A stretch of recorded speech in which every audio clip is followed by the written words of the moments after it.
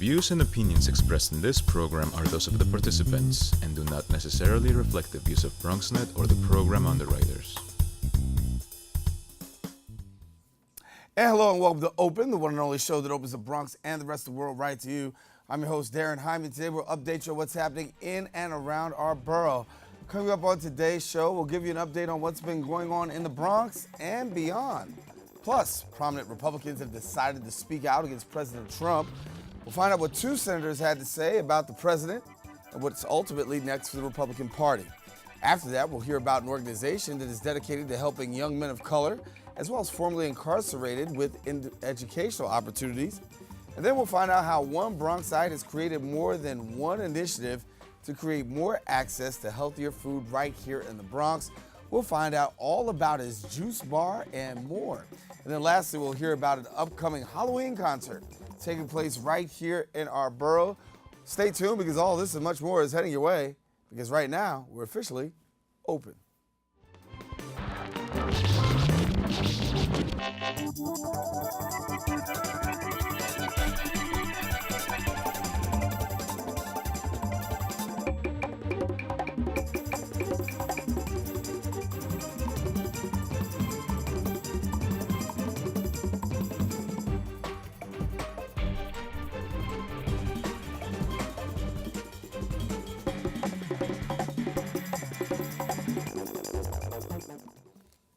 Well, hello everyone, I'm your host Daren Jaime, and today is Wednesday, October 25th.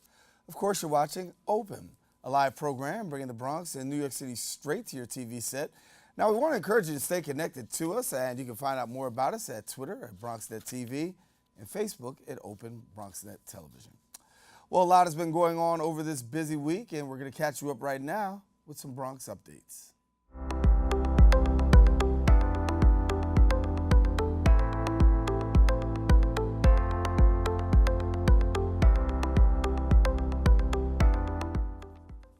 The New York City Council has given a green light to a major Bronx construction project.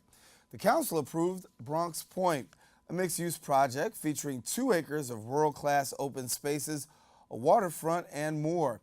Now, the new development will include a home for the Universal Hip Hop Museum, a multiplex theater, and a community center, and 1,000 units for affordable housing. Now, officials say the Bronx Point is expected to create about 12,000 jobs, with 150 of those being permanent. The Bronx Point is part of a $194 million capital investment that was announced by New York City Mayor Bill de Blasio back in 2015. Now, half of the development will include affordable housing, and that's expected to be done in 2022. The second half is expected to be finished 3 years after completion of the first phase. Well, in other news, Metro cards will soon be expired and a thing of the past. This, according to the MTA. Starting in the year 2019, there'll be a contactless payment system at 500 subway turnstiles and 600 buses.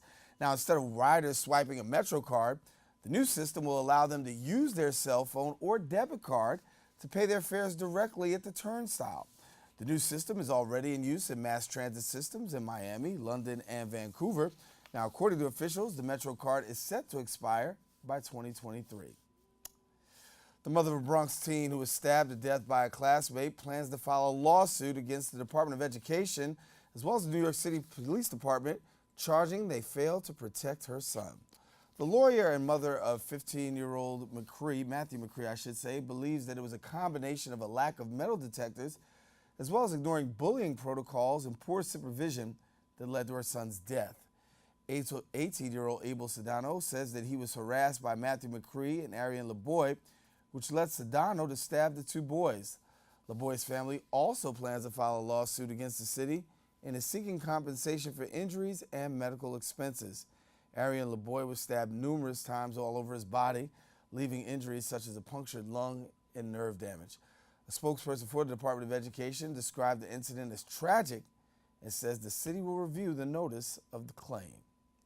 Well, a new organization called Boogie Down Books is giving students and adults free books all month long to celebrate youth and community literacy in the South Bronx. The new organization plans to distribute 200 books across 6 titles on October 28th. And once students get a hand on these titles, they'll be able to join a book club held by volunteers. Now, this gives students a chance to have their own books, considering the Bronx is the only borough to not have a Barnes & Noble's bookstore. Now, if you're interested in Boogie Down Books, they plan on giving out the free books October 28th at MS 224, MS 343, located at 345 Brook Avenue from 10 to 3. Now, the book clubs will be held on November the 4th through the 8th at the New York Public Library in Mount Haven, and that's from 10:45 to 4:15. In other news, SUNY Maritime College training ship Empire State 6 made its way back to college after spending 2 months in Florida and Puerto Rico helping with hurricane relief.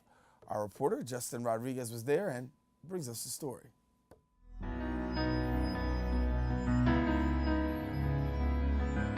Embarking on a mission for hurricane relief on September 1st, the Empire State 6 returns to its home on the campus of Maritime College after a 2-month mission to Florida and San Juan, Puerto Rico. She just returned from a trip to aid in hurricane response. She was initially deployed to go down to Texas, but she was actually diverted to Key West.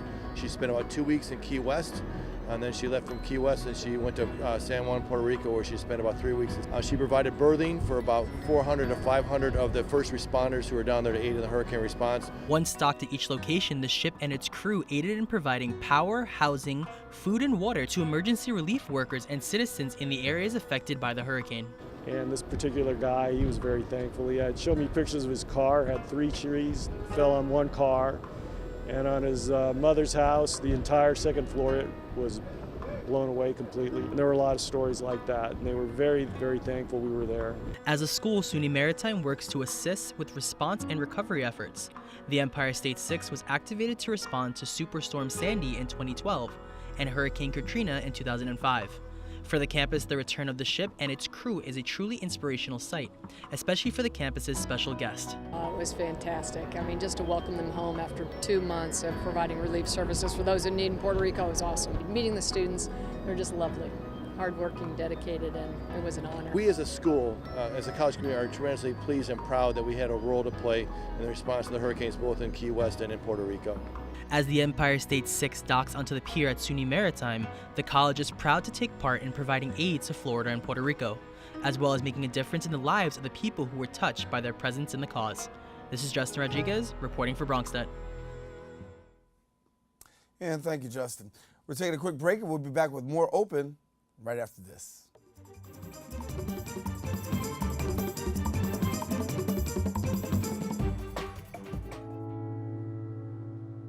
I guess sometimes things just happen. Devastating things. Your whole world changes in an instant. That's what happened to me the day my mother had a stroke. I'm Paul George, and I want you to spot a stroke fast. F, face drooping. A, arm weakness. S, speech difficulty. T, time to call 911. Protect the ones you love. Spot a stroke fast.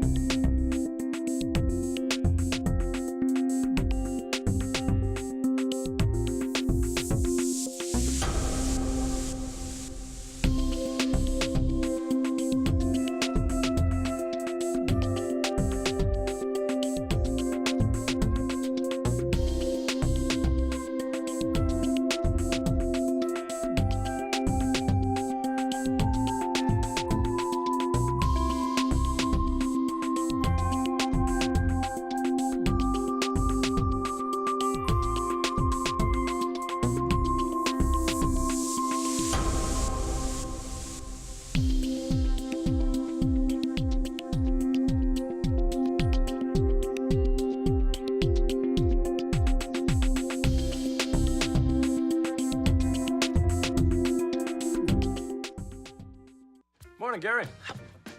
We are GetSchooled.com. You want a college education, don't you? Gary, financial aid forms. Biology homework, G. Picking a college, man. You and us go together like tacos and Tuesday. And I love tacos.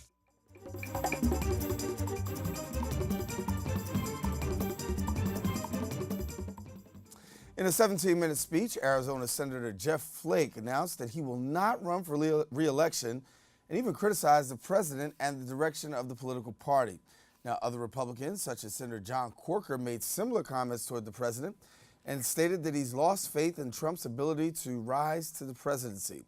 Joining us now to discuss the latest on the Republican Party, we welcome now our political commentator and owner of Retrovision Media, Lee Bynes. Good to have you, Lee. Good to be back as usual. Well, we bring you back every week. There's always something new in the headlines, but this really comes not as a surprise to some, with Jeff Flake announcing he will not be seeking re-election. Some people feel as though that because there's another candidate that's running, Steve Bannon's running behind him, that this was pretty much going to be the end of the line for Jeff Flake anyway. Agree, disagree? Well, you know what? It's unfortunate that the voices that are finally coming out against Donald Trump are all people who are not running anymore. John McCain, Corker, well, even George W. Bush and Barack Obama last week came out in a barrage of interviews, speeches, et cetera, to let the world know that there's a high degree of dissatisfaction with this administration. If you really think it through, Flake, I was really appreciative of him coming out and making the statement that he did, calling other Republicans to the mat to stop being complicit in allowing Donald Trump to do what he's doing without any kind of pushback whatsoever. But again, midway through the speech, just as you said, he announced that he wouldn't be running again. So again, any the GOP members that would want to give them pushback could actually say, well, they got nothing to lose. They were really cowards. Why didn't they do this before? But if you really think this through, Bob Corker, who was the first to start this flack going, indicated that the president has difficulties telling the truth. The president is not fit for the job. The president is taking the nation in a really bad direction, and the international community is watching wide-eyed, and we're in a space right now that we've never been before. And right here in the United States, of course, we're saying the Republican Party's in their own civil war. Well, yeah, and when you initially talk about a civil war, you're talking about two separate parties, but my analysis leads me to believe that we're talking about three separate parties or three groups within the Republican Party that is at war. We have the Steve Bannon wing of the party, who's pretty much catering to the lowest elements within the United States, specifically white America. Then we have what I have deemed the OMG group. Oh my God, what the hell did we get ourselves into? These are people who voted against Hillary Clinton as opposed to voting for Donald Trump. And then, of course, we have the third group, which I call the big rich or the corporate wing of the party. And the only thing that they're interested right now is getting those tax cuts and tax reform done. In fact, that's the only reason why more Republicans that do have something to lose haven't come out more strongly against Donald Trump, because they're wedded to the idea that we've got to get these tax cuts through. Now, if in fact that this tax plan, the tax reform that he's trying to get through goes the way that healthcare went, you'll see massive people leaving, supporting Donald Trump, because he will have outlived his usefulness. What do we see happening by way of the Republican Party going forward? Midterm elections are right around the corner. Does this give the Democrats traction, or is this just gonna? As we've been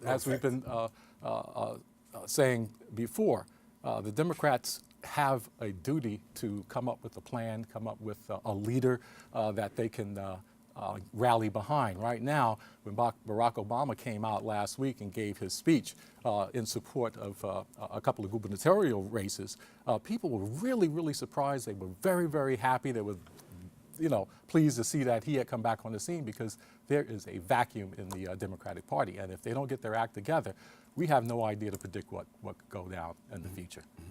What's to make? We know the president's gotten recent comments and he's had some challenges. And as we're just joining us right now, Lee Bynes, our political commentator, talking to us about what is going on in Washington, D.C., the latest with President Trump, as well as the Republicans in their moving away and distancing themselves from the president.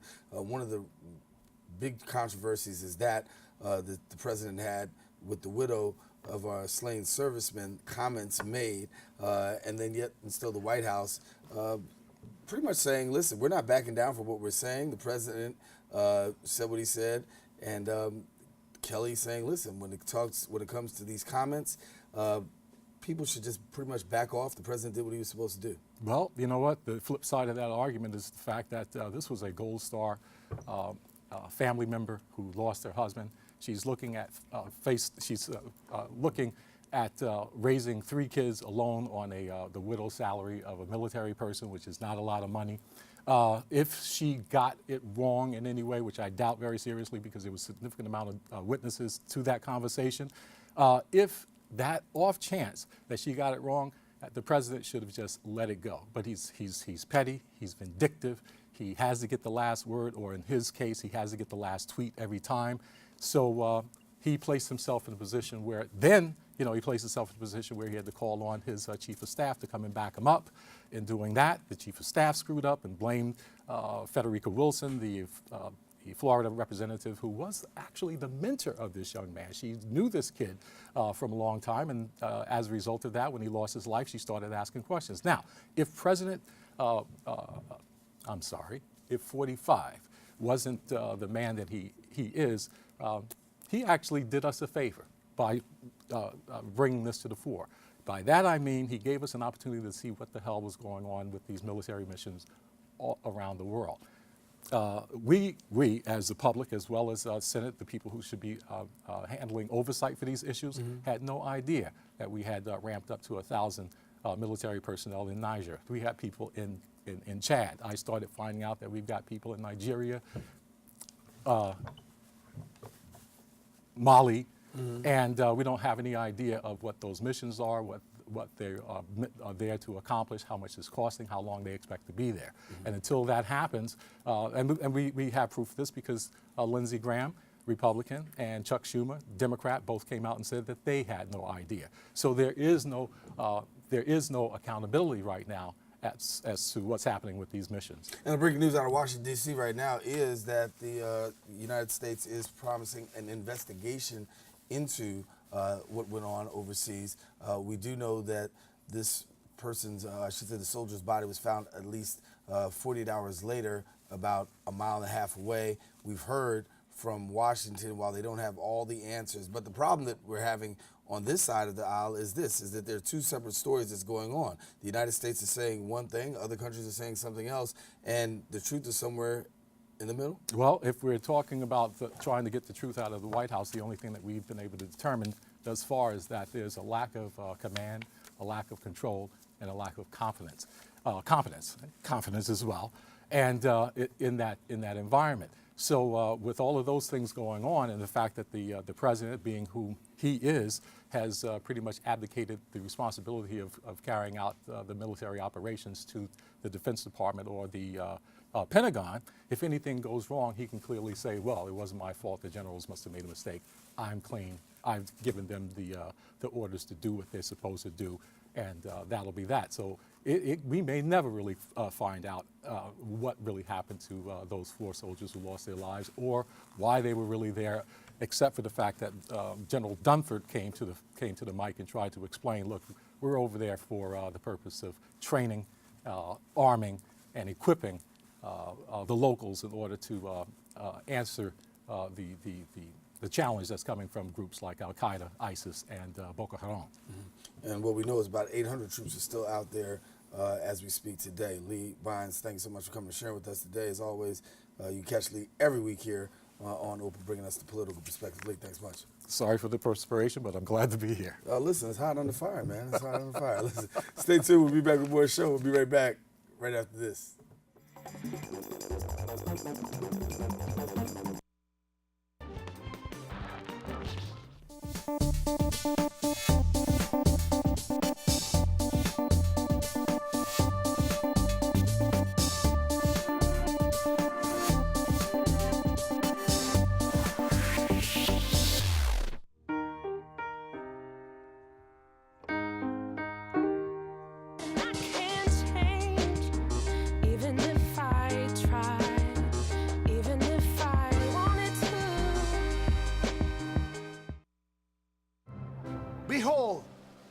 the angry giant. Behold the angry giant. Behold the angry giant. Behold the angry giant. It only takes a moment to make a moment. Take time to be a dad today. There's one thing you can never have sex without. It's not something you buy. Or something you take. In fact, there's only one way to get it. It has to be given to you, freely. It's consent. Because sex without it isn't sex. It's rape. Consent. If you don't get it, you don't get it. It's on us to stop sexual assault. Learn how and take the pledge at itsonus.org.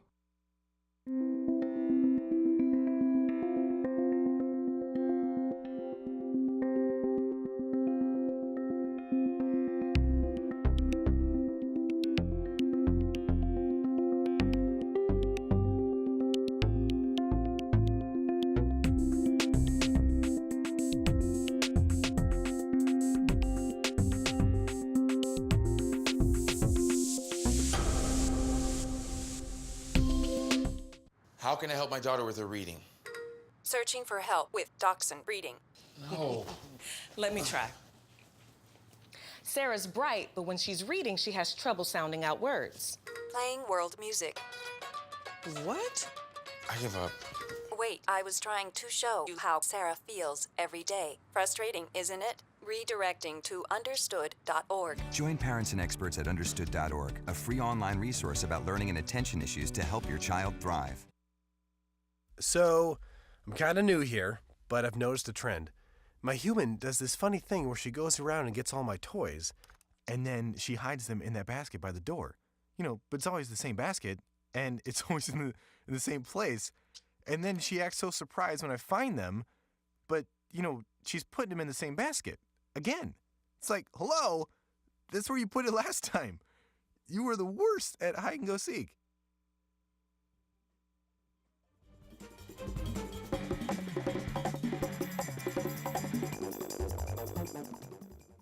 And welcome back. Our next guest was formerly incarcerated and had the opportunity to change his life around through education. Now he's looking to give others that same opportunity with his organization, Educate, Don't Incarcerate. And tell us now, well, I should say here now to tell us more about the organization, as well as an upcoming panel discussion and event. We've got the CEO and founder, Terrence Caulfield, and thank you so much for coming and being with us. Thank you. I'm glad to be here. Good. And so let's talk a little bit about Educate, Don't Incarcerate. A little bit about you, obviously, as we start off, talking about your life. You had incarceration as a background, but you were able to turn things around for yourself. Yeah. Again, thank you for having me here. Yeah, I actually founded Educate, Don't Incarcerate in my graduate year in graduate school while at New York University, where I just recently earned my master's degree. And a lot of the work that I've done within the realm of criminal justice and educational reform comes directly from my own personal experience and lived experience. I was formerly incarcerated over 6 times throughout my life, and a lot of the things that I encountered for my life is really reflective of some of the same issues we see today in our society. It was due through a lack of opportunity and resources.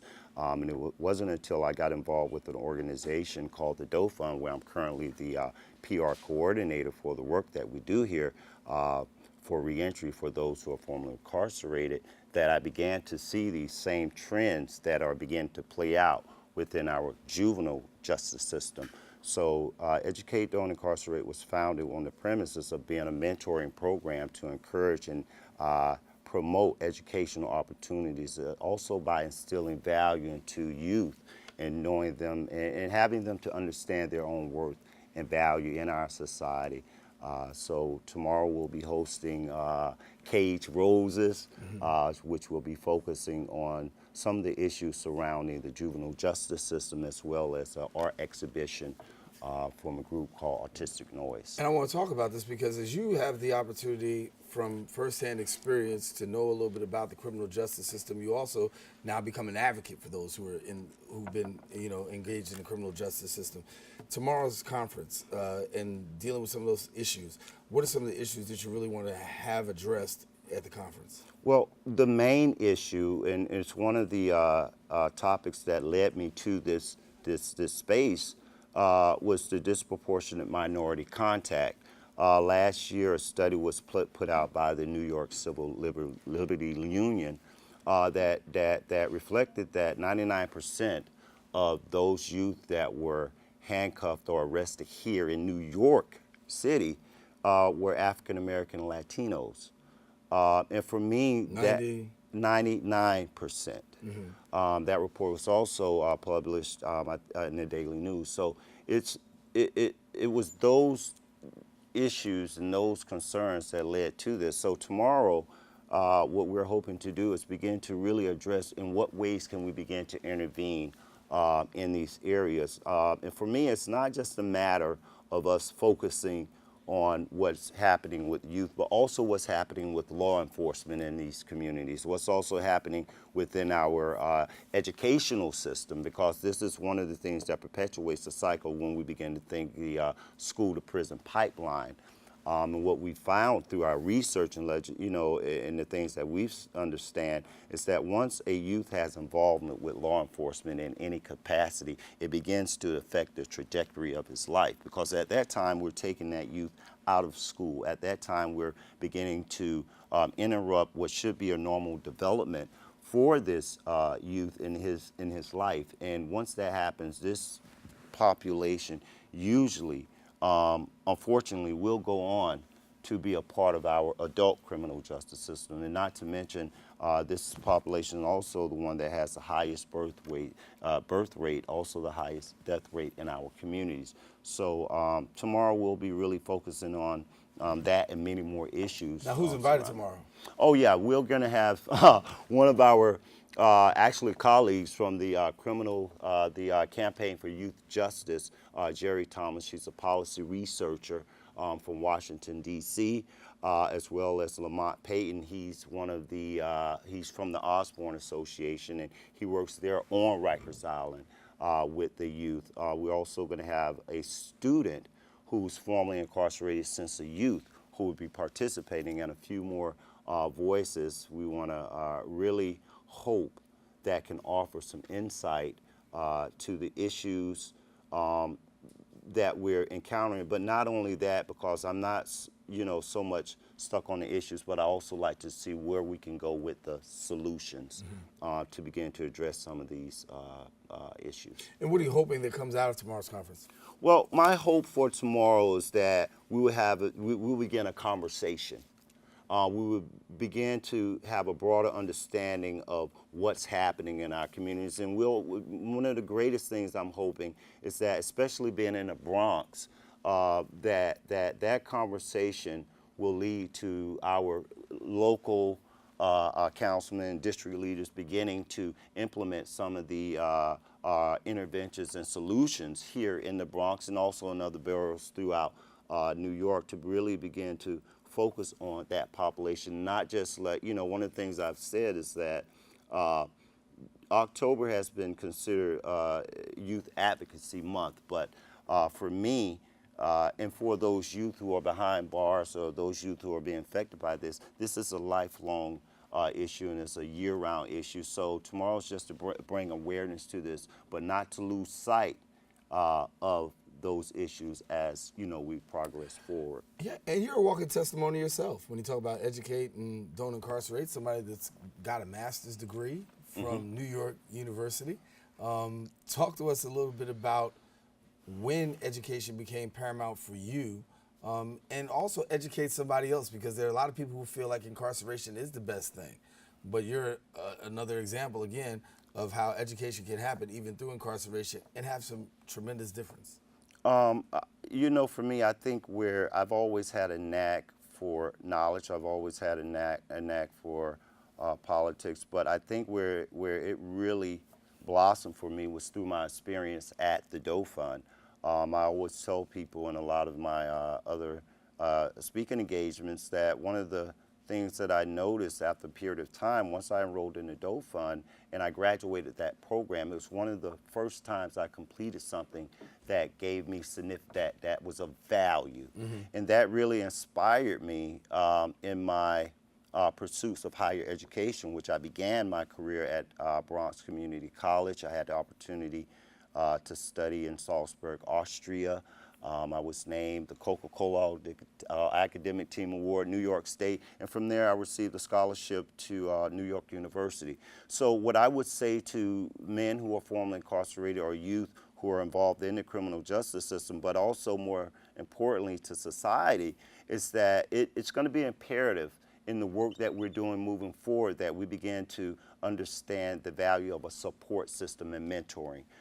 For me, it was critical that I had the support of the organization that started in the Doe Fund, from George McDonald to Harriet McDonald and to one person that played an intricate role, Nazarene Griffith, in my trajectory. And they spoke value to my life. They spoke, it told me that I mattered what I would do and what I did. So it's important that in the work I do in mentoring with youth today, that I really try to tap into that thing that makes them. And that's where we get into art and music, because what we find is that through art therapy, you find kids who are able to begin to express themselves. And when they're able to see that their work is recognized and seen, that begins to work on that value of how they perceive themselves in our society. Terrence, thank you so much for coming and sharing with us today, and Yes, hopefully best wishes on the event tomorrow, and great work, your inspiration to many. Okay, thank you so much. Terrence, we're taking a quick break. Listen, stay with us. We got more show coming up right after this.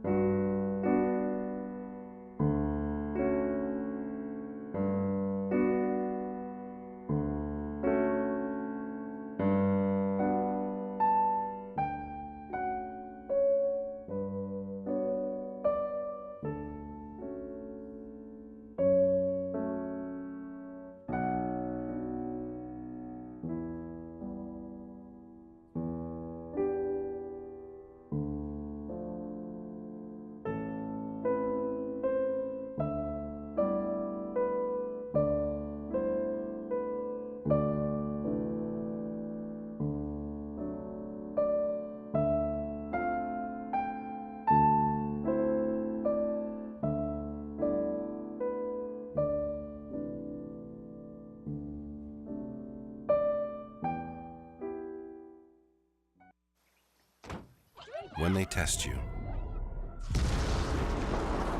stand firm and move only when you hear the seatbelt click that says they're buckled in for the drive. Never give up till they buckle up.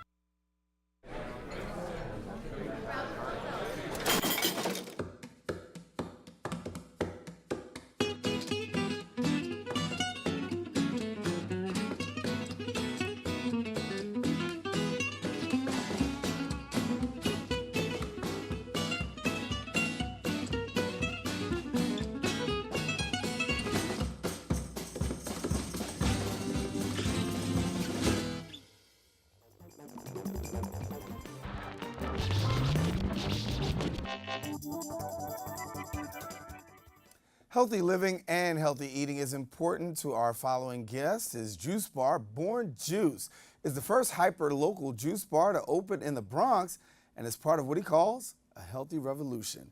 Joining us now to share more about Born Juice along with other health initiatives, we welcome now founder and CEO of Born Juice, Henry Obispo, and thank you so much for coming and being with us. Thank you. Thank you. Good to have you. Thank you for having me.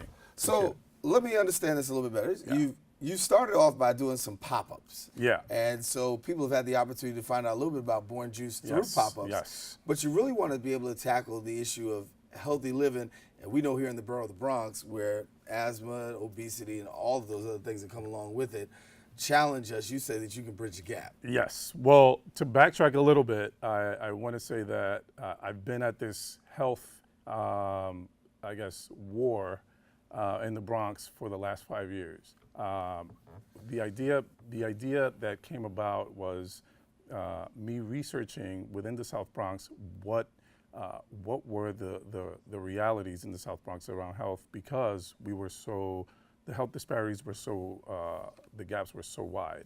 So I ended up doing research by way of a fund from the USDA about food deserts, and the South Bronx being one of the biggest ones. Right. And so as a result of that, I got to know and really study deeply what was going on in the South Bronx and what was the realities on the ground. And we learned that access was one thing. And so as a result of that, I contacted tons of community organizations and local farms and local gardens, and created a document that really showcased what the realities were, and really the realities of access was on top of that. From there, I became the president of the Restaurant Cooperative, which is the United Business Cooperative. And we started an initiative with several organizations here in the South Bronx called the Bronx Salad. And we created a dish and laid it out to the community, and pretty much put it in about 20, 25 restaurants with the idea that the Bronx would have access. Again, with the whole idea of the USDA and finding out that really access was an issue, we wanted to give access to the community by way of the Bronx Salad. It took us about a year to really come up with the salad, because we had about 10 to 12 iterations of it, and we asked the public to vote. So about 300 people in the Bronx voted for the salad, and it became a phenomenon. We're about The Bronx Salad. The Bronx Salad, yeah. And we do programming with Bronx Health Reach and another organization, Sobro, in the community, where we serve it to the community. We tell them how to do it. We tell them about the ingredients, and we source locally, and we offer it to them so that they can taste it. And this summer alone, we served it to about 700 people. Last summer, we did about 1,000 people. And now it's spreading within organizations and schools. So talk to us about what's getting ready to happen for you. So what's getting ready to happen is something that I've been working towards all this time, which was really knowing that access was the issue. I've traveled the world. I'm from the Bronx. I had the opportunity of being blessed and having education in my life, and I wanted to bring that back to the Bronx by way of health. And Born Juice is really the response to that reality and my desire to the betterment of the Bronx. The idea behind Born Juice is it's going to be the first local juice bar, which is a cold pressed juice bar, which is a very different technology than every other juice bar. Explain what cold pressed juice bar is. Well, cold pressed juice bar is, it leaves the juice and the enzymes and all that is good about the juice intact, as opposed to a centrifugal machine. The cold pressing has about 10 million pounds that compresses the fruit and the vegetable, and you get the exact live juice, which is not necessarily the case for the other system. But with that said, what we're planning to do is really create a health hub in the South Bronx. It won't be just a juice bar. It's a place where you come as a local person, you purchase, but you also, as we're having the youth work in a local hydroponic garden, they're also going to learn urban farming, because we're growing a lot of that produce in a hydroponic about 5 blocks away from the juice bar. The idea is it's a hyper-local system that connects and creates a complete system where we also offer yoga and meditation to the community in a green rooftop that we will be having by way of our cooperation with local organizations. So the idea behind it is broader than just a juice bar. It is the beginning of what I like to call the health hub, but really a health revolution And it's pretty much everything I've done for the last 5 years here in the Bronx. And in addition to having the Healthy Juice Bar, we also know that arts and culture are going to be integrated in that. So share with our viewers a little bit about how arts and culture is going to play a part, because as you come to this juice bar, it's not going to be just juice there, but the opportunity to participate in both arts and culture. Definitely. It's what we like to call active design, and active design is a space where you're active, because we have so many issues with obesity, with high blood pressure, et cetera. We want to not just showcase art so that people could enjoy it, we want that too, but we want them to be active as they do that. So the idea is to create a space where people, as they look and appreciate art, and we're showcasing artists from the Bronx, they're also being active. So it's a very interactive situation that we're creating also, and that's another component that is going to be on par with the Juice Bar in the same building. So when does this all take place? This will all take place the beginning of the year, around the end of the first quarter of the year, right? When the spring starts. And so for people who don't know about having a healthy option, it's very much not an option here in the borough of the Bronx. I mean, there's a lot of great places, don't get me wrong. Yeah. But when it comes to actually having healthy options, talk about how you're able to fill that gap, because it's a gap that we really have. I mean, it's the really gap is so vast. It's like, I felt like I was living in Brazil for about 3 years, and I came back and I realized that's when it really, really hit me. When there was a juice bar on every corner in Brazil, in Rio. I came back here, I came back home, and I realized that we are living in an abyss when it comes to food and health. And I think that the gap is people like myself and other people from the Bronx can close that gap, because we know what we need. So the idea is that we offer it to our community, we offer it to ourselves, and not necessarily wait for somebody else to come into the community and offer it to us when they really don't have us in mind.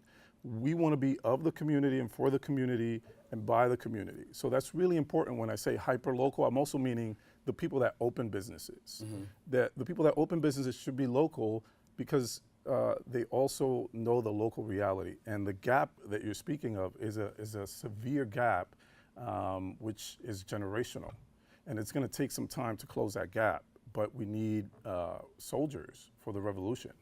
How receptive have people been since you've been? Oh my God, it's been crazy. It's been just a clamor of just attention around the whole idea of having this cold pressed juice bar, which is pretty much foreign for anything north of 96th Street. They all happen to be, on the island, downtown or whatnot. But the idea behind that is that we deserve that. We deserve access. Why can't we have the very best?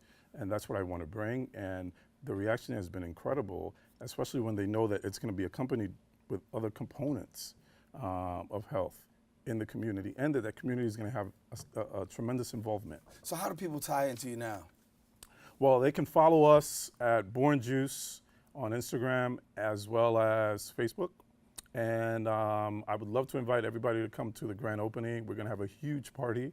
And I want this to be the beginning of something that we continue on for the community and expand on it. So you told me in the beginning you started off by doing pop-ups. You still doing those now? And I'm doing pop-ups, yeah. I just did one last week with, it was called Rocking the Bridge.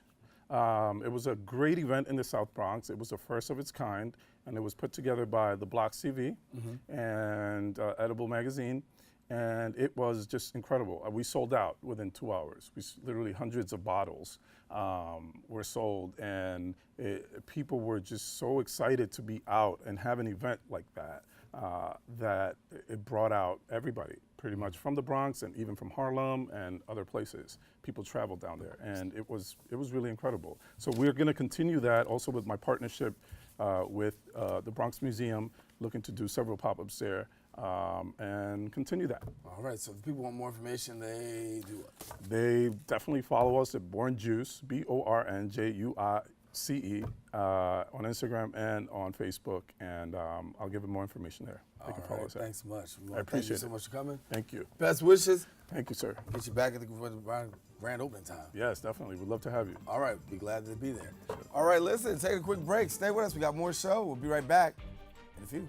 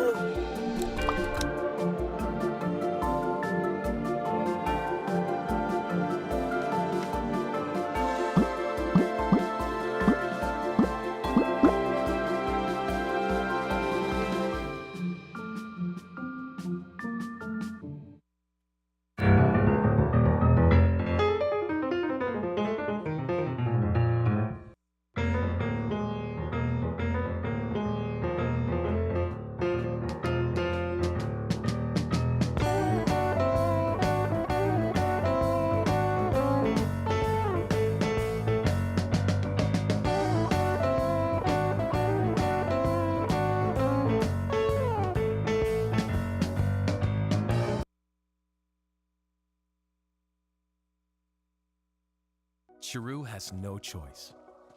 She and millions like her walk miles a day for dirty water. But together, we can end their walk by providing clean water close by. Instead of spending hours walking to get water that makes them sick, girls can be in a classroom and moms will gain back time to care for their families. Sons and daughters can grow up strong, finally free of sicknesses. It's true. When you just add water, you change a life. Learn more at worldvision.org.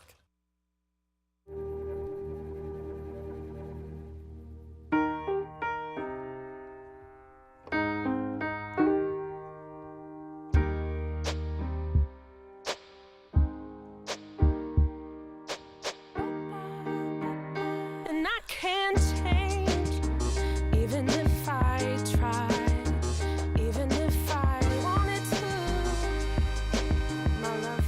My love, she keeps me warm. She keeps me warm. She keeps me warm. She keeps me warm. She keeps me warm. She keeps me warm. We are neighbors and best friends. I love my sister. My heart doesn't see race. Love is love. Our family is no less than any other family.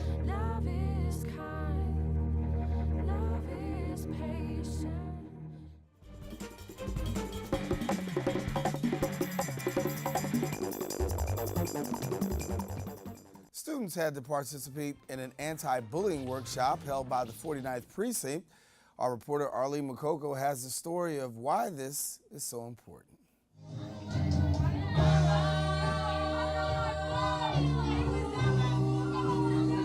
Role-playing skits along with open and frank conversations marked an anti-bullying workshop at the 49th Precinct on Eastchester Road. If we can help the students in a way other than enforcement, and we can solve this issue at its roots, that's what we want to do and prevent the crime. 49th Precinct's commanding officer, Captain Thomas Alps, pointed to the work of police officer Norcus Andino, who heads up their Explorers Club, as critical in developing space where students can talk about bullying in a way that empowers them, whether it's seeing bullying taking place or if they become a victim. Speak to your teachers, your counselors, your local police officers. We're here to help you. Police officer Norcus brought together the New York Gray Cadets, the U.S. Customs Explorers Club, and other youth groups to watch their peers play out a scene where they could see how bullying unfolds, escalates, and what can be done to help.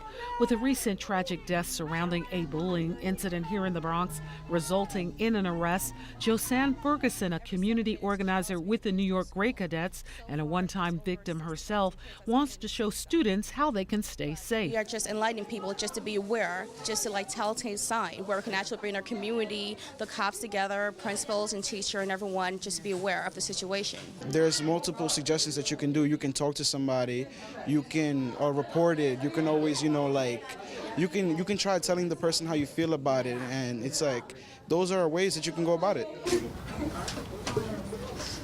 When there's bullying, there's also some type of emotional or physical hurt. So it's like, this can probably save a life if you really think about it.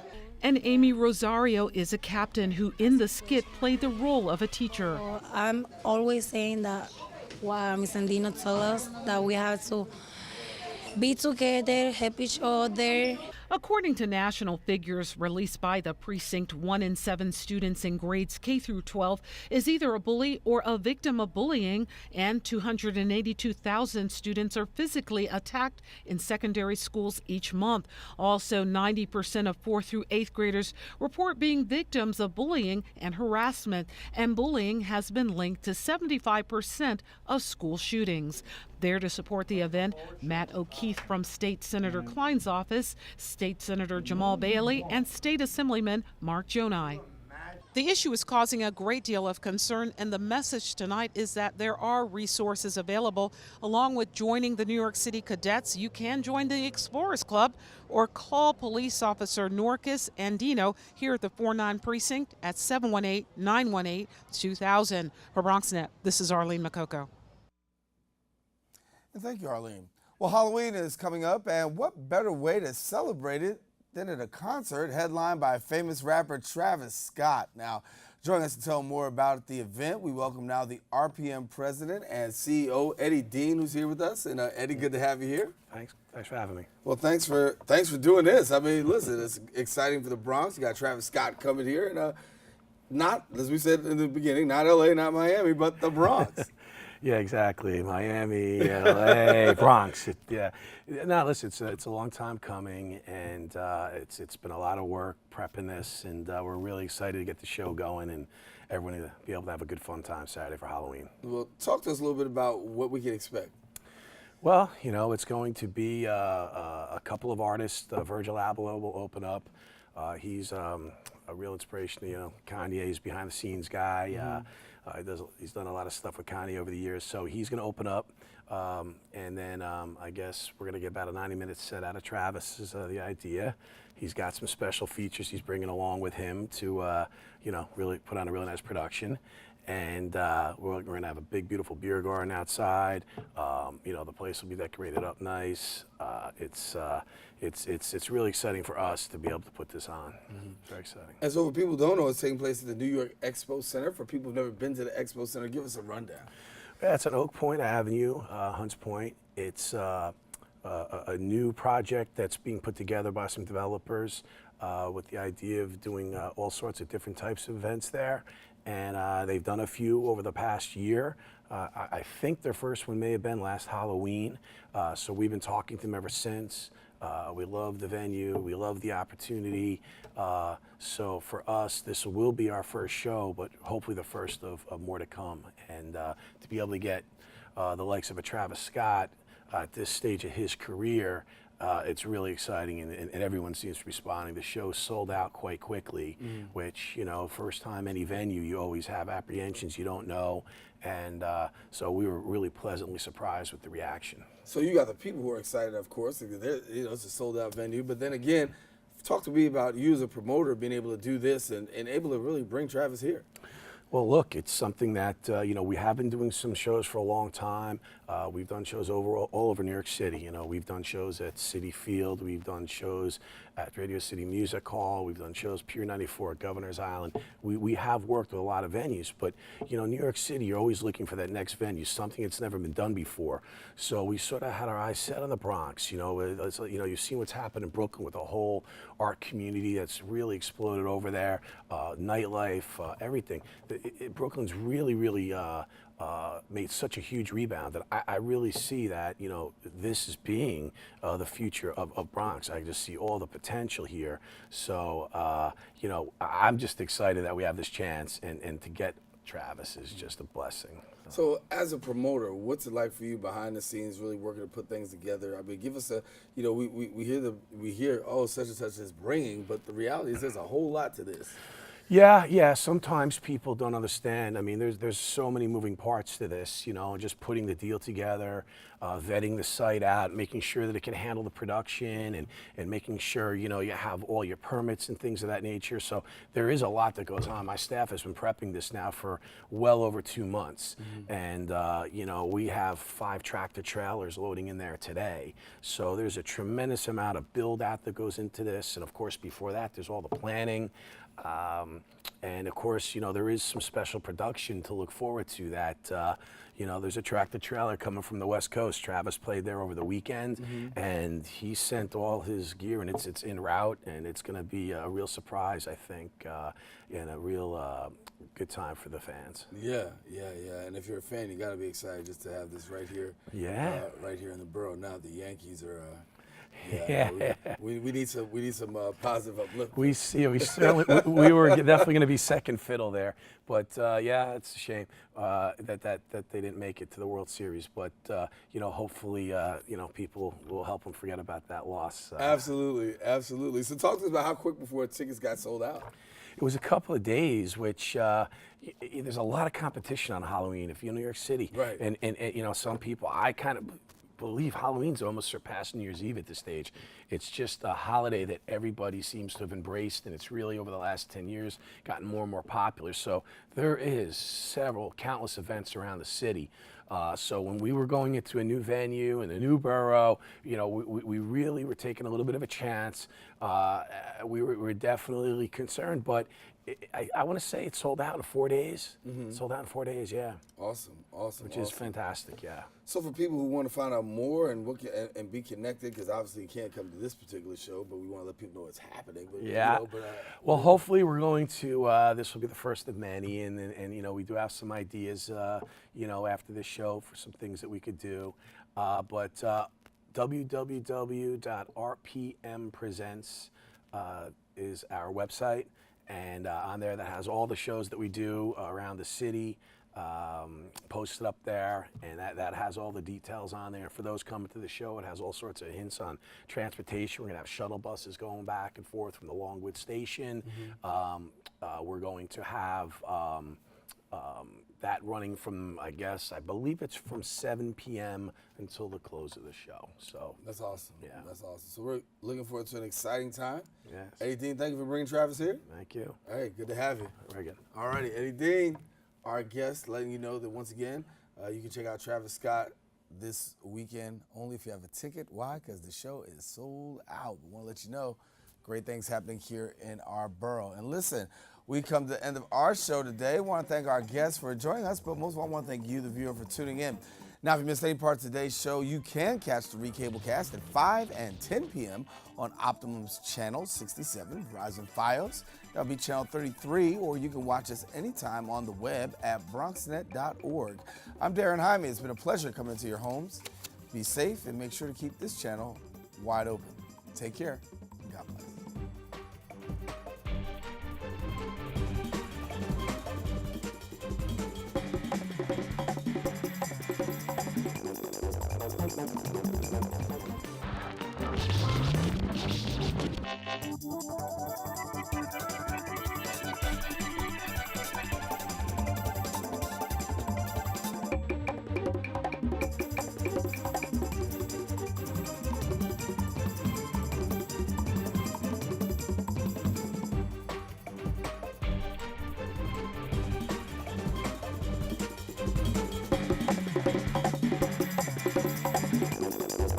Thank you.